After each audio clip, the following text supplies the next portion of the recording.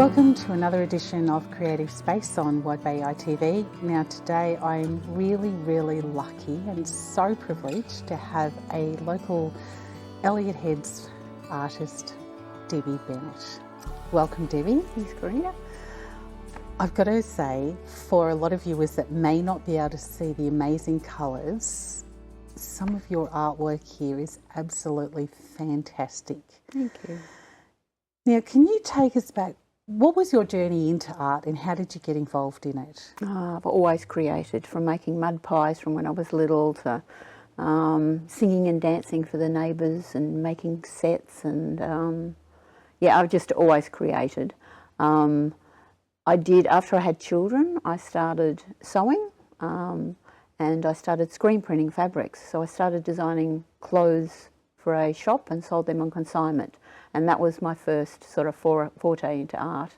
And I did screen printing with the kids' art pictures. So I actually turned their creative things into artwork. And then I did nothing for quite a while. I've always done stuff at home, but it wasn't until I retired 8 years ago, early, that I got the chance to actually just explore everything. And I've just been on this journey ever since. I've got to admit that you can't see the depth of colours that is in some of this work, and we will show you a little bit later on, but there's a piece here that has caught my eye, and it's just sitting up the top here. Can I get you to explain what this piece is? I just love this. That's my piece I've put in for the Here and Now, which is going to be on in Bundaberg next month, end of this month actually. It's called Hidden Within the Land. It's a lot of fabrics, eco-dyed, rust-dyed, and a lot of ugly fabrics that I had sitting in the cupboard. And I actually dyed over them to turn them into beautiful fabrics. And then stitched them, stuffed them, put organic material, there's bits of metal, there's wood, there's driftwood, there's telecom wire underneath all that curly stuff. And there's a lot of stuff. I went on a trip to Northern Territory and the tip of Queensland, and a lot of it was inspired from the actual trip. And it was stuff that we found hidden within the land. There's actually a piece of tin down the bottom that I picked up way out at Birdsville. So I had to put that in. It was just this beautiful piece of rusty tin. It is an amazing piece of art, and it just the colours, and you spoke before about the ugly fabric. Looking at this, I could honestly say I cannot see one piece of ugly fabric there. It is just beautiful. Now, how long did it take you to actually, from start to finish? There's probably a month's worth of work at least in that, yeah. A lot of the fabrics what you had to do was put rust, impregnate them, and then steam them, and then wash them, make sure that it wasn't gonna, fix them and stuff like that. And then, sort of move it around. It moved around a lot, that piece, actually, until I came to fruition. And you've just got to stop sometimes. You could go on and on and on, so. The pieces themselves are incredible. Now, you know, if I'm looking at it, I could say, well, I could see a couple of little snake heads in there, and I could see a hidden face, and I guess that's the beauty of art. Everyone has their own interpretation. Definitely. But it is just stunning. Now, is that a piece that you thought of? Did you sit down with a specific design, or did it just come as it created? No, I just created, yeah. It had to talk to me, it had to tell me what it was going to become, yeah. So I just put it on the floor and moved it around, and it just spoke to me, so. We talk a lot about, when you said about it spoke to you, I think a lot of artists can probably relate to the fact that when they start doing art, it's you look at a piece of canvas and it talks to you what you're going to put on it. Some of the other pieces that you've got down here now, there's a piece behind here. I don't know if the camera can pick this up, but it is just absolutely beautiful. And I think if Debbie's missing that piece when we leave. She'll know where it is. But can you explain the process behind doing this piece? So that's eco printing. So what it was it's a scarf. I think that one was wool and a wool blend anyway. So it's a natural fibre, which is going to dye really well.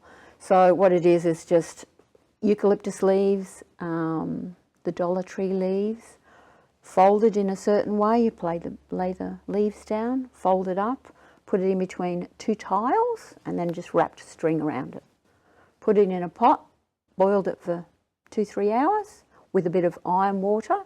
So you put iron in it as well, and that's what comes out all the black lines. And then left it for a day, and then opened it up, and voila. So when you're doing a piece like that, do you ever get to the end of the process, open it up, look at it and think, it's not quite right? And if you do, what do you do then? Overdye it. Use it again. Well, they say in artwork, there's never a mistake. Exactly. There's always a beginning.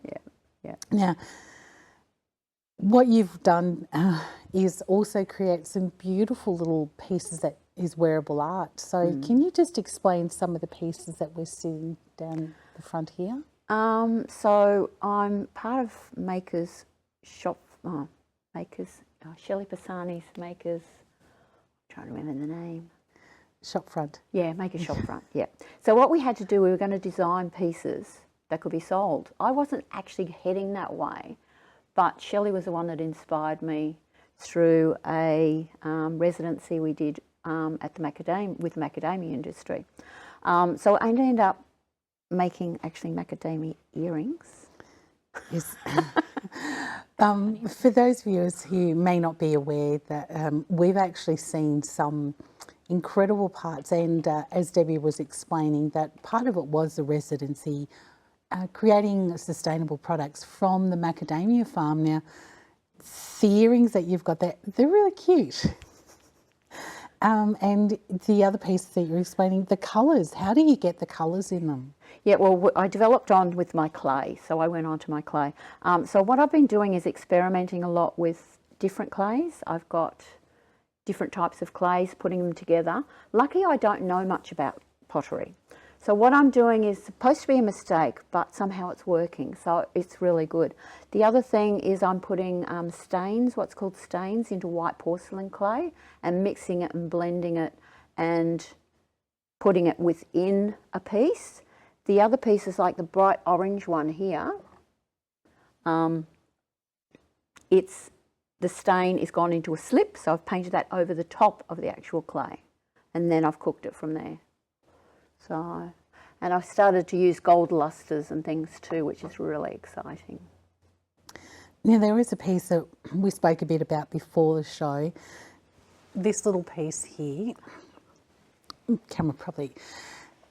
This is amazing. Now, this has got weaving and it's actually pottery as well. So where does the inspiration for a piece like this come from? I'd have to say the internet, sorry.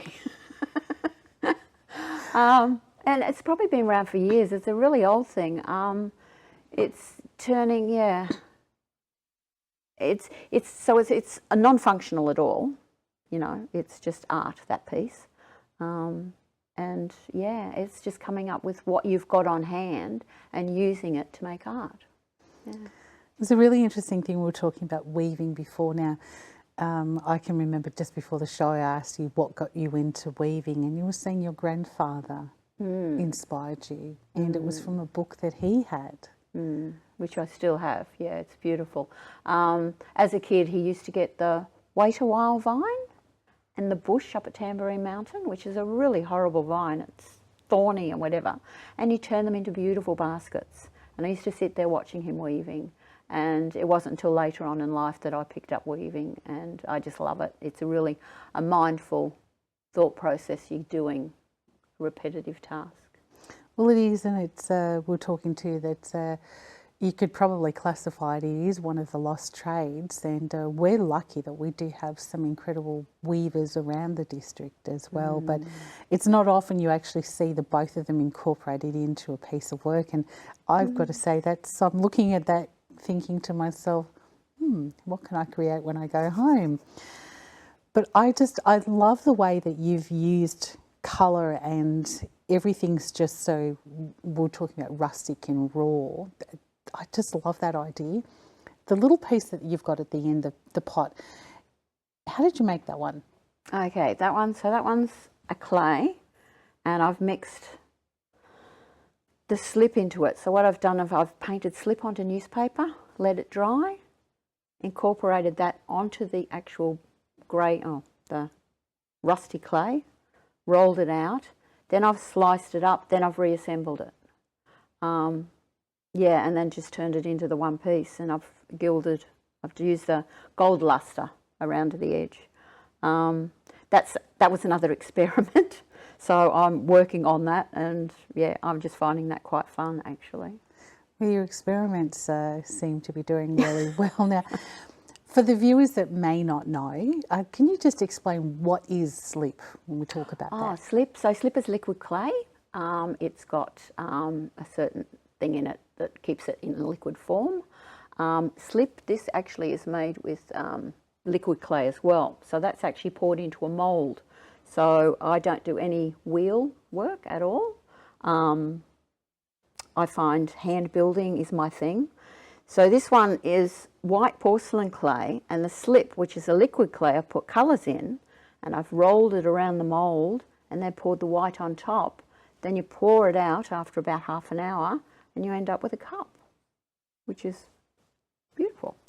Beautiful colours and all in there. So different, so yeah. They are. Now, there is a piece that's sitting in that frame that we spoke about just before the show. Can you explain the process behind that? So that's a cyanotype, a blueprint.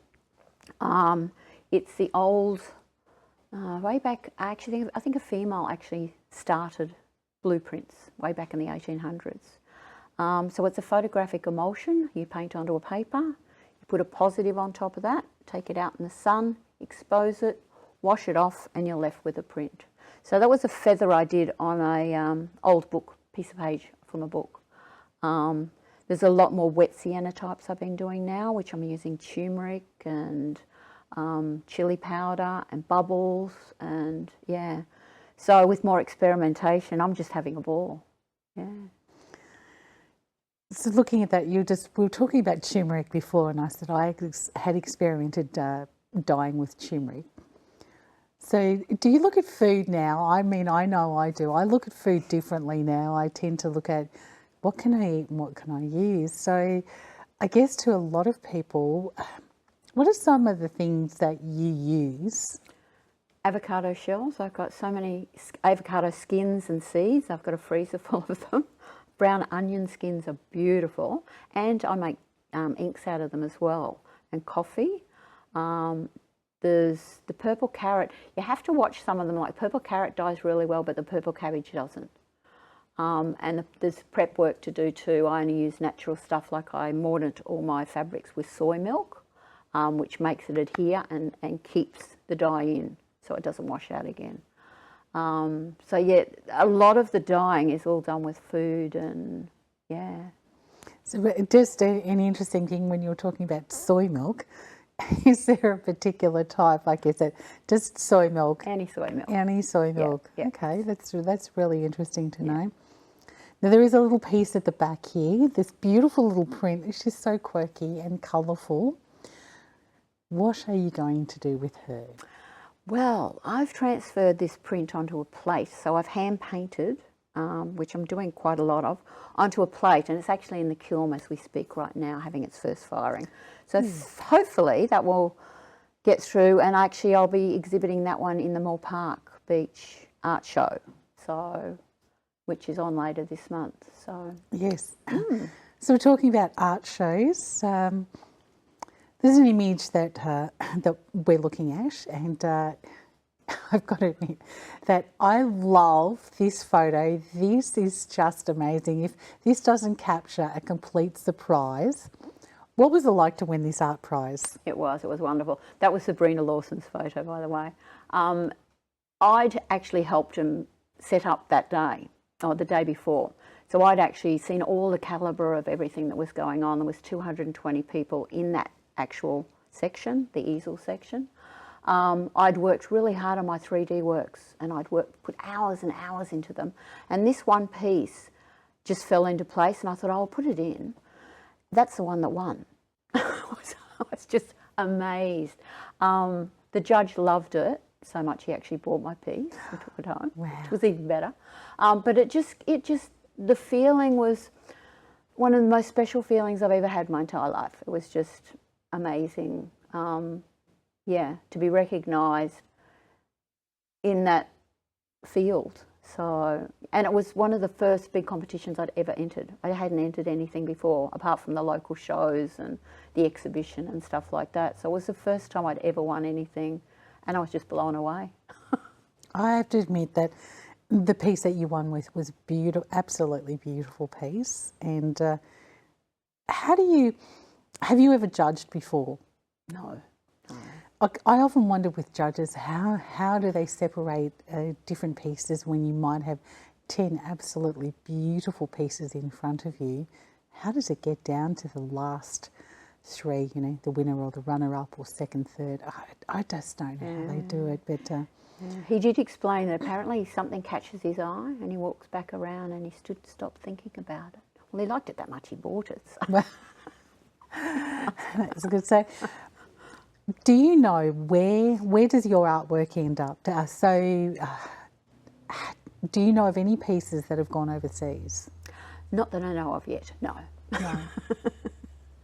So I know, talking about art competitions and entering them, winning that prize, did that give you not necessarily the confidence, but did it inspire you to just keep going and expand? Oh, it gave me the confidence, and I've just been on the search for knowledge ever since, trying to figure out what art does appeal to me.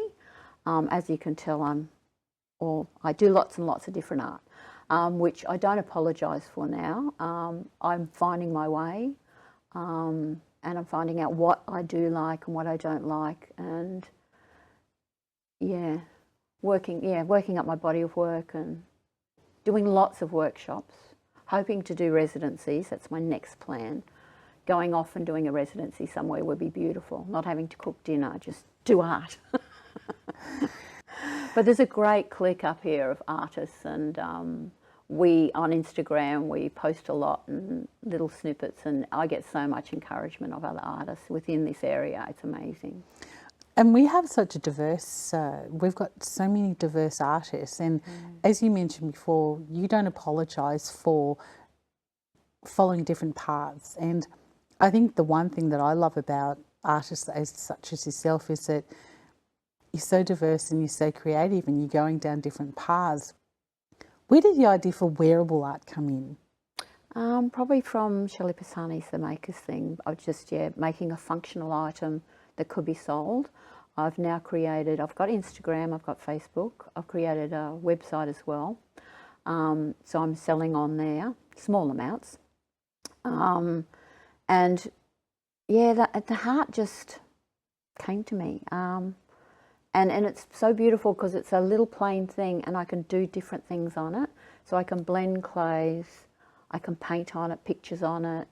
And it's so versatile, and I'm finding the low-fired porcelain, before you had to high-fire porcelain, you can actually do it in a low-fired environment. And I've got my own kiln, thanks to COVID.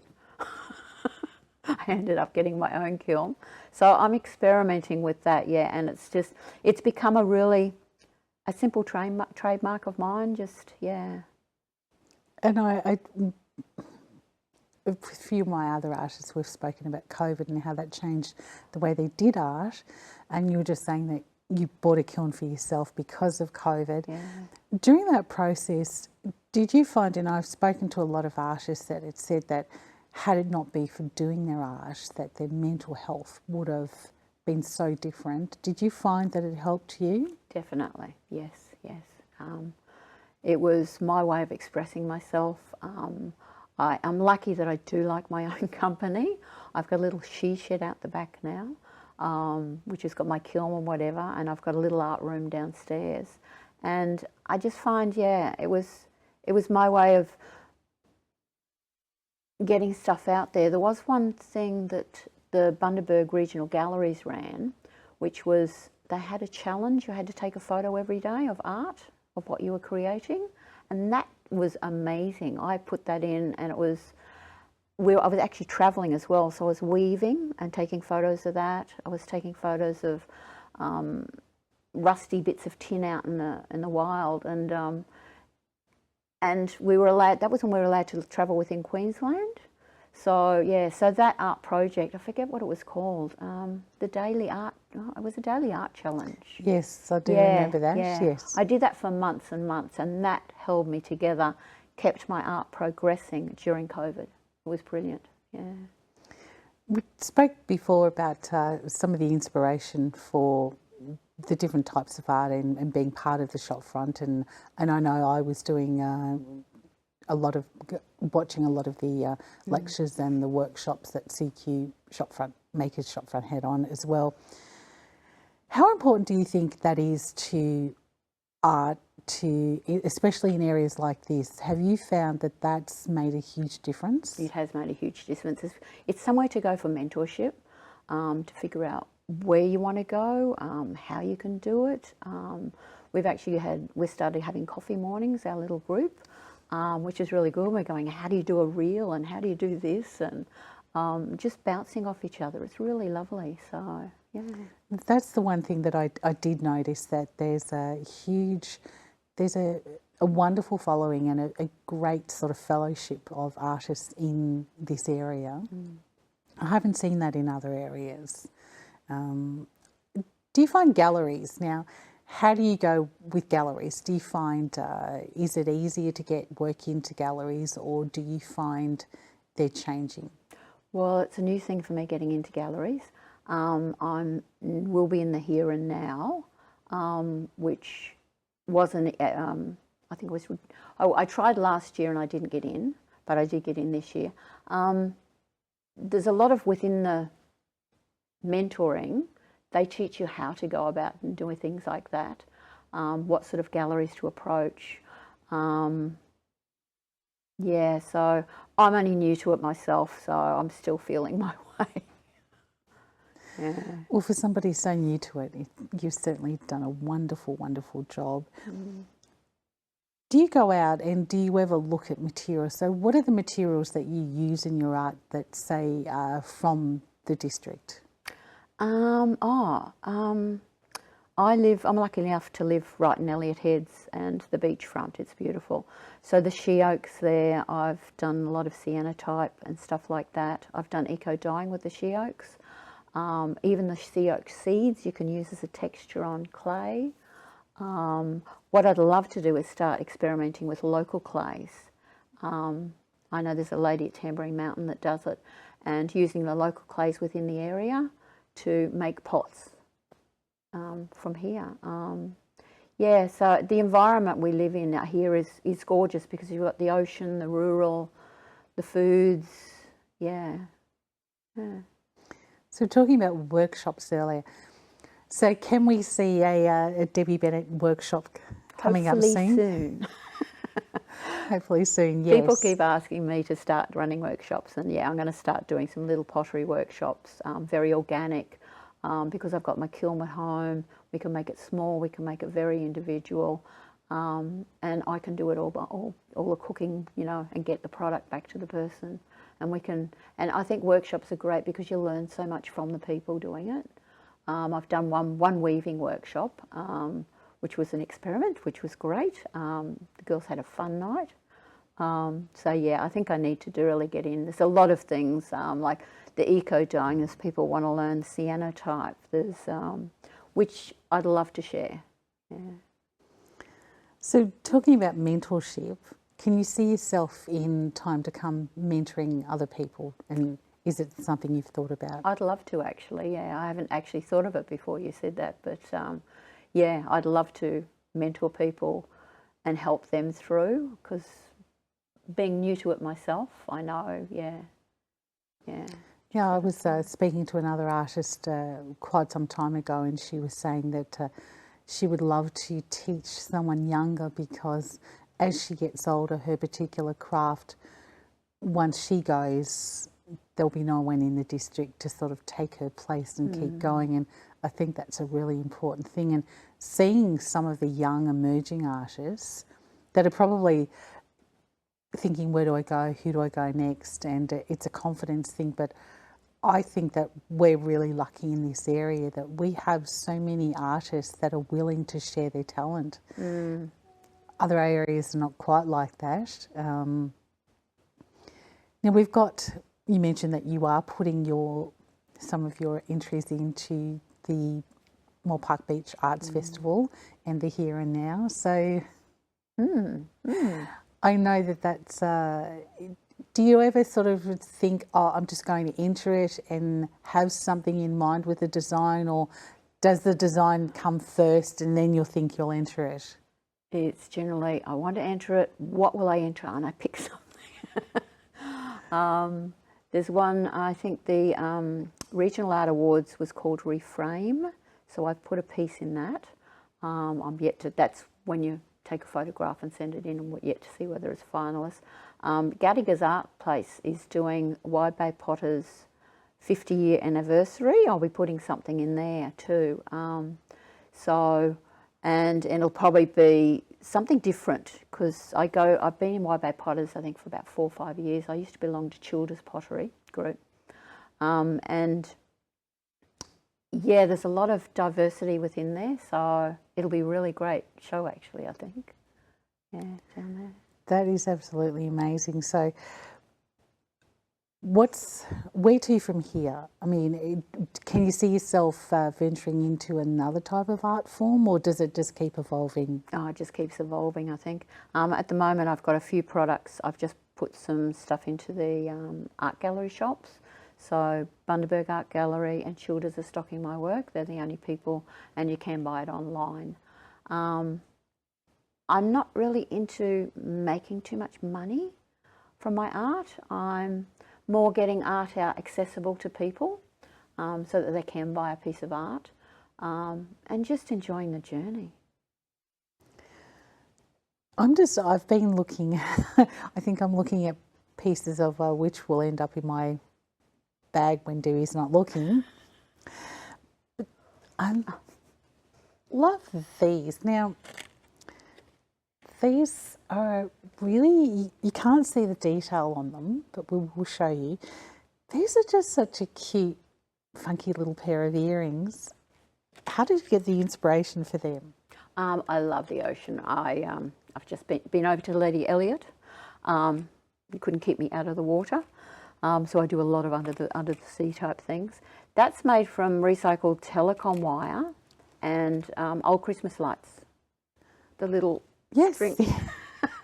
So I love to repurpose and recycle. The detail in it is amazing. Yeah. And until you told me that, I looked at it and I went, they're really cute and I love them. But now that I'm looking Completely at them closely, they are. That is just fantastic. Yeah. I love that you're doing that. That is just amazing.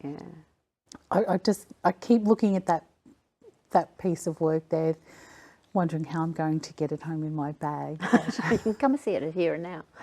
Yeah, so I can't wait to see more of your art, and I think it's absolutely amazing what you're doing, and we're so lucky that we have you in our area, and I've got to thank you for coming along today. It's been a pleasure to have you on the show and to see all your beautiful artwork. Thank you, Karina. It's lovely. Yeah. Now, for our creative space viewers and for our artistic community, head along to Here and Now and head along to Moore Park Beach Festival. You'll see some of Deborah's amazing works, but do go and go to the galleries where her products are being stocked, and go online, have a look, follow her on Instagram, because I can honestly say they are amazing. Well, until we see you somewhere in the Wide Bay area creating, have a good day, and we will see you next time on the next edition of Creative Space.